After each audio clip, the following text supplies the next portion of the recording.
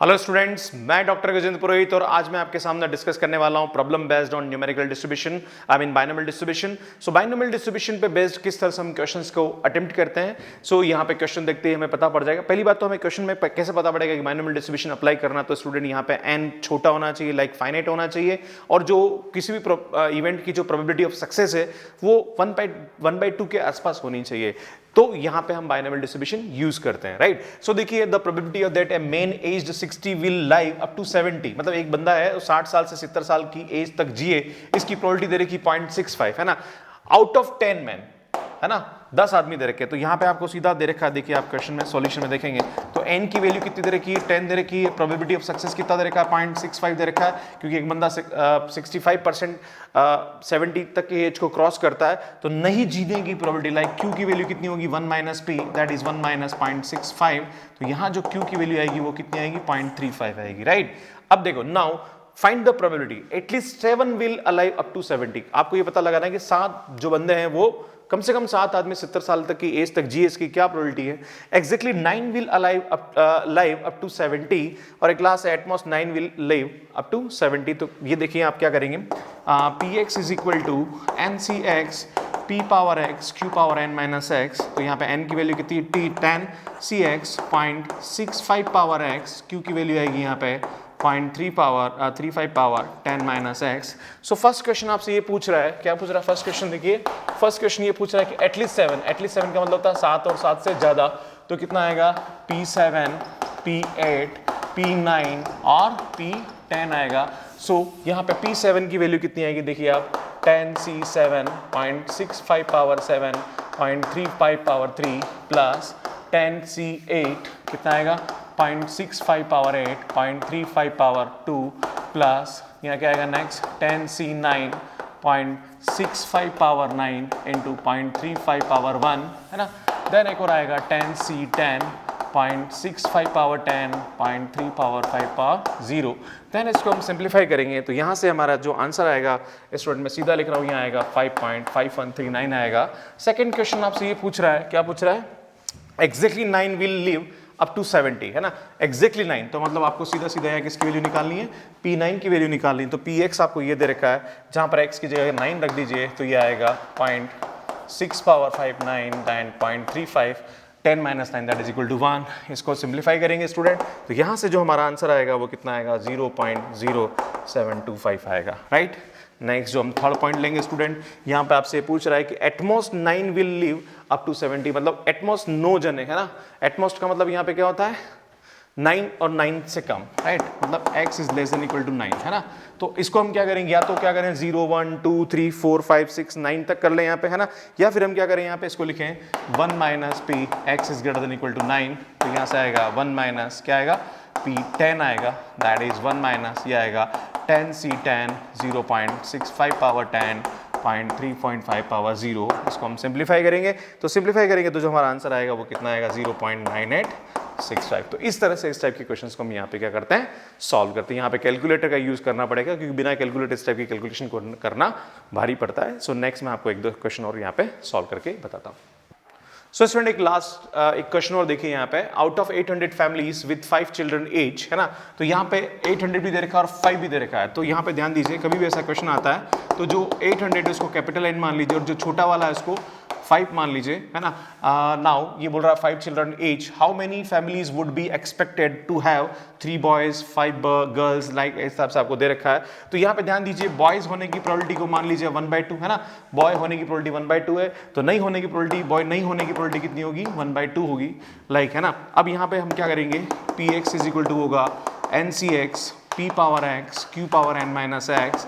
सो यहाँ पे n दे रखा 5cx 1/2 पावर x, है ना, 1/2 पावर 5 माइनस x। तो देखो यहाँ पे ये पावर 1/2 ऐड हो जाएगी, तो इसको हम लिख सकते हैं 5cx 1/2 पावर 5, है ना। तो इसको हम सिंप्लीफाई करेंगे तो ये आएगा 5cx इंटू 1/32, राइट। अब देखो फर्स्ट क्वेश्चन क्या बोल रहा है, 3 बॉयज, है ना, 3 बॉयज। तो 3 बॉयज का मतलब कितना निकालना है आपको, P3 निकालना है ना। तो P3 का मतलब कितना आएगा, 5C3 1/32, और 5C3 का मतलब क्या होता है student, 5 into 4 divided by 1 into 2 into 1/32। तो यहाँ पे ये आएगा 8 है ना, और ये आएगा आपके पास 5/16। अब आपको ये पता लगाना है कि जो 800 फैमिली है, 800 फैमिली में ऐसी कितनी फैमिली जिसके 3 लड़के हैं ना, तो यहाँ पे नंबर ऑफ फैमिलीज क्या आएगी, नंबर ऑफ फैमिलीज कितना हो जाएगा 800 इंटू क्या करेंगे, इसको मल्टीप्लाई कर देंगे, दैट इज 5/16 को। तो यहाँ पे जो आंसर आएगा आपका वो आएगा यहाँ पे लाइक 250 आएगा, ठीक है। सो 250 आपका यहाँ पे क्या आएगा, आंसर आएगा। नेक्स्ट अब देखिए आप अगला क्वेश्चन आपसे क्या पूछ रहा है यहाँ पे, अगला क्वेश्चन पूछ रहा है कि 5 गर्ल है ना, तो ये 5 गर्ल का मतलब होता है कि 0 बॉय, तो आपको अल्टीमेटली यहाँ पे क्या निकालना है, 0 निकालना है ना, क्योंकि यहाँ पे जो प्रोबेबिलिटी ऑफ सक्सेस है वो आपने क्या माना है, बॉय की माना है ना, तो 5 गर्ल का होना मतलब 0 बॉय, सो यहाँ पे आएगा 5C0 1/32 हो जाएगा, है ना। तो इसको सिंप्लीफाई करेंगे तो यहाँ आएगा ये 1/32।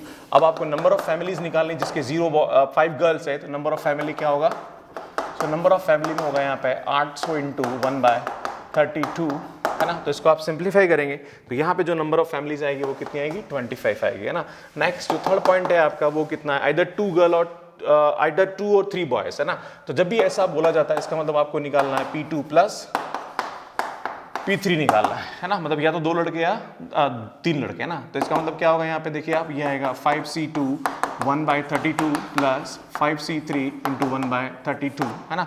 तो 5C2 की जो वैल्यू होती है वो कितनी होती है, अभी मैंने आपको बताया था यहाँ पे, इसकी वैल्यू होगी यहाँ पे 10, है ना, ये भी 10 और ये भी 10 होएगा, तो ये आप इसको 5C3 की वैल्यू भी 10 होगी, तो 10/32 10/32 तो ये हो जाएगा 20/32। नाउ नंबर ऑफ फैमिलीज कितना हो जाएगा स्टूडेंट, नंबर ऑफ फैमिलीज, है ना, इज इक्वल टू यहाँ पे मतलब नंबर ऑफ फैमिलीज वो फैमिली जिसके या तो 2 लड़के या 3 लड़के हैं, तो यहाँ पे जो आपका आंसर आएगा वो आएगा 20/32। सो ये आएगा 8 × 32, देन यहाँ आएगा 5, तो लगभग 500 फैमिलीज ऐसी होगी जिसके क्या होंगे, या तो 2 लड़के होंगे या फिर 3 लड़के होंगे, राइट। नेक्स्ट एक लास्ट पॉइंट हो रहा है यहाँ पे, एटलीस्ट 2 गर्ल। एटलीस्ट 2 गर्ल का मतलब कम से कम 2 लड़कियां होने चाहिए, तो कम से कम 2 लड़कियां होनी चाहिए, या तो 2 लड़की होनी चाहिए या 3 लड़की होनी चाहिए या 4 लड़की होनी चाहिए, है ना। पर हमें यहाँ और या फिर 5 लड़की होनी चाहिए, है ना। तो देखो 2 लड़की होने का मतलब 3 लड़के, 3 लड़की होने का मतलब 2 लड़के, 4 लड़की होने का मतलब 1 लड़के, और ये तो मतलब आपको यहाँ जो प्रोबेबिलिटी निकालनी है वो क्या निकालनी है, P x is less than equal to 3 निकालनी, मतलब आपको यहाँ निकालना है P0 P1 P2 और P3, है ना। तो इन सब की जो वैल्यू हम क्या करेंगे यहाँ पे, अरे भाई कम से कम 2 लड़की होने का मतलब या तो 2 है या 3 है या 4 है, इसका मतलब ये होगा 2 लड़की होगी, इसका मतलब या तो 2 लड़की होने का मतलब 3 लड़के होना है, क्योंकि टोटल 5 है ना, ठीक है। तो यहाँ पे आप जो वैल्यू निकालेंगे वो कितना आएगा, 5C0 1/32, 5C1 1/32, 5C2 1/32 and 5C3 1/32 आएगा यहाँ पे, है ना। देन इसको आप सिंप्लीफाई करोगे तो आपका जो आंसर आएगा स्टूडेंट वो कितना आएगा यहाँ पे, 0.5 आएगा, ठीक है। सो इसको आप सिंप्लीफाई करेंगे तो 0.5 आएगा, है ना। तो 0.5 आएगा। देन अब हम यहाँ पे आपके पास जो वैल्यू आएगी वो कितनी है, नंबर ऑफ फैमिली। तो नंबर ऑफ फैमिली का मतलब क्या होगा, यहाँ पे 800 इंटू क्या कर देंगे अपन, 0.5 कर देंगे, तो आपके पास जो टोटल आंसर आएगा वो कितना आएगा, 400 फैमिलीज आएगा, है ना। तो इस तरह से इस टाइप के क्वेश्चंस को हम यहाँ पे क्या करते हैं, सॉल्व करते हैं। एक लास्ट क्वेश्चन लूंगा, उसके बाद इस टॉपिक को हम यहाँ पे क्या करेंगे, क्लोज करेंगे। So स्टूडेंट देखिए last question, 4 coin are tossed 100 times and following were obtained fit a binomial distribution for the data calculate the theoretical frequency। Like आपको ये बता रखा है कि आपने 4 सिक्कों को 100 बार उछाला है, 100 टाइम्स हमने 4 सिक्कों को उछाला है, तो 4 सिक्कों को उछालने पर 0 हेड आने की 0 हेड आता है 5 बार, 1 हेड आता है 29 बार, 2 हेड आता है 36 बार, 3 हेड आता है 25 बार, 4 हेड आता है 5 बार। तो अब आपको यह पता लगाना है कि बाइनोमियल डिस्ट्रीब्यूशन से 0 हेड कितनी बार आता है, 1 हेड कितनी बार आता है, 2 हेड कितनी बार आता है, 3 कितनी बार आता है, 4 कितनी बार आता है। लाइक आपको बाइनोमियल डिस्ट्रीब्यूशन के हिसाब से फिट करना है इसकी फ्रीक्वेंसी को। So this is called fitting of binomial distribution. तो स्टूडेंट ये आपको x दे रखा है, ये आपको x दे रखा है, तो अब इस क्वेश्चन को सॉल्व कैसे करेंगे, क्वेश्चन इतना आपको दिया हुआ होगा। सो यहाँ पे सबसे पहले हम xf निकालेंगे स्टूडेंट, पहले हमें मीन पता करना पड़ेगा। तो this into this 0, then 29, then 36 into 72, then ये आएगा 75, देन ये आएगा 20, देन यहाँ पे हम निकालेंगे समेशन xf, तो ये लगभग आएगा 196, और यहाँ पे समेशन f निकालेंगे तो ये आएगा 100। और हम जानते हैं स्टूडेंट मीन का जो फार्मूला होता है वो क्या होता है, x bar is equal to summation xf upon summation f होता है। समेशन xf की वैल्यू हमको दे रखी है 196 डिवाइडेड बाय 100, दैट इज 1.96। और स्टूडेंट हम जानते हैं बाइनोमियल डिस्ट्रीब्यूशन का जो मीन होता है वो कितना होता है, NP होता है। और यहाँ पे जो n है वो कितना दे रखा है, 4 दे रखा है ना, क्योंकि 4 सिक्के हैं ना, तो n की वैल्यू कितनी दे रखी है, 4। p is equal to 1.96। अब कभी कभी स्टूडेंट बोलता है कि सर यहाँ तो n की वैल्यू तो 5 है, भैया 0 को काउंट नहीं करना है, ठीक है। Now p is equal to कितना आएगा, 1.96 डिवाइडेड बाय 4। तो इसको आप जैसे सिंप्लीफाई करेंगे तो यहाँ पे जो आपके पास वैल्यू आएगी वो आएगी यहाँ पे आपके पास 0.49 है ना। तो ये p आ गया, तो q की वैल्यू कितनी होगी, 1 minus p, that is 1 minus 0.49, that is 0.51 आएगी इसकी वैल्यू, है ना। तो ये आपके पास q आ गया, ये आपके पास p आ गया, n की वैल्यू आपके पास 4 है। तो यहाँ पे हम क्या करेंगे, सबसे पहले हम बाइनोमियल डिस्ट्रीब्यूशन को लिखेंगे। तो ये होता है NCX p power x q power n minus x। Now px is equal to n की value 4, cx 0.49 power x 0.51 power 5 minus x, है ना, आओ 4 माइनस x, राइट। अब देखिए आप क्या करेंगे, सबसे पहले हम 0 रखेंगे, है ना। तो जहाँ पर x है वहाँ 0 रखेंगे, तो ये कितना आएगा, p0 is equal to 4c0 0.49 power x, x की वैल्यू 0 हो जाएगी 0.51 पावर 4। और इसको हम सिंप्लीफाई करेंगे, है ना, बाद में करेंगे सिंप्लीफाई, पहले हम इसकी वैल्यू लिख लेते हैं। सो 4c1 देन ये आएगा 0.49 पावर 1 0.51 पावर 3।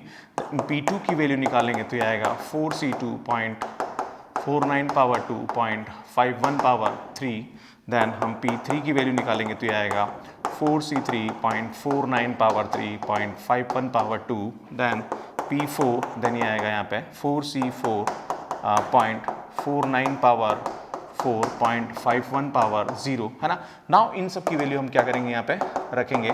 तो यहाँ पे कैलकुलेटर यूज करना पड़ेगा, तो मैं सीधा बता रहा हूँ, इसकी वैल्यू आएगी आपके पास 0.0676 आएगा यहाँ पे। इसकी वैल्यू आएगी 0.2594 आएगा ये, है ना, 2599 आएगा, राइट, है ना। देन ये आएगा आपके पास 0.3747 आ जाएगा यहाँ पे। देन ये आएगा आपके पास 0.2400, देन ये आएगा 0.5765 आएगा, है ना, 0.0, है ना, 0.0 आएगा, राइट। अब आप क्या करेंगे, जो भी आंसर आएगा आपके पास टोटल फ्रीक्वेंसी कितनी 100 दे रही, तो 100 इंटू क्या कर देंगे आप, px कर देंगे, राइट, है ना। तो देखो इसको 100 से मल्टीप्लाई करेंगे तो आएगा 6.76 विच इज अप्रोक्सीमेटली 7, क्योंकि है ना 0 बार हेड 5 बार आ रहा है यहाँ पे। तो according to the binomial distribution 0 head कितनी बार आ रहा है, 7 बार आ रहा है। तो पॉइंट को आपको राउंड फिगर करना पड़ेगा, राइट, है ना। नाउ ये आएगा 2.599, तो इसको अप्रोक्सीमेट लिखेंगे अपन 26। देन ये आएगा 37.47, 100 से मल्टीप्लाई करेंगे इसको ना, तो ये आएगा आपके पास 37। देन यहाँ आएगा आपके पास 24.00 विच इज़ अप्रॉक्सीमेटली 24 ले लेंगे, है ना। ये आएगा 0.0, 100 से मल्टीप्लाई करेंगे तो ये आएगा 5.76 विच इज़ अप्रॉक्सीमेटली 6, है ना। नाउ इन सबको हम क्या करेंगे, यहाँ पे ऐड करेंगे, तो यहाँ पे आएगा 37 6 26, है ना, 6 आ रहा, 24 आ रहा, देन 37 7 आ रहा, हाँ ठीक है।